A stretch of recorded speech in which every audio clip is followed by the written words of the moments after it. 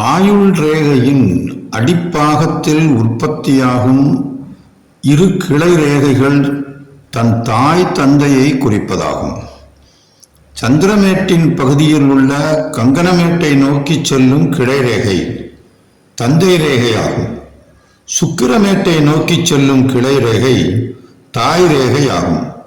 அவற்றின் மீது மேலும் கீழுமாக தோன்றும் சிறு ஒளி ரேகைகள் எல்லாம் தாய் தந்தையோடு பிறந்தவர்களை காட்டும்.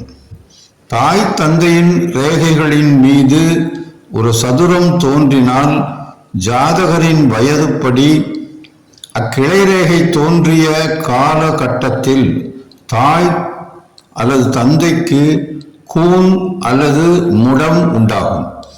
அந்த ரேகை துண்டுபட்டு தொடர்பற்று மங்கி இருந்தால் தாய் தந்தைக்கு மரணம் நேரும். ஆயுள் ரேகைக்கு அடியில் உற்பத்தியாகும் தாய் தந்தை ரேகைகளின் முடிவில் முட்டை போன்ற ஒரு வட்ட ரேகை தோன்றினால் ஜாதகரின் ஆயுள் ரேகையில் தோன்றும் அதிர்ஷ்ட கிளை அளவு வயதில் தாய் அல்லது தந்தைக்கு காது மந்தம் ஏற்படும்.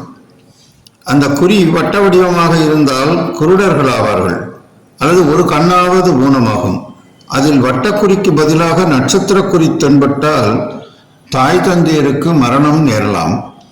ஆயுள் ரேகையின் அடியில் உற்பத்தியாகி சுக்கிரமேட்டை நோக்கி செல்லும் கிளை ரேகை தான் தாய் ரேகை.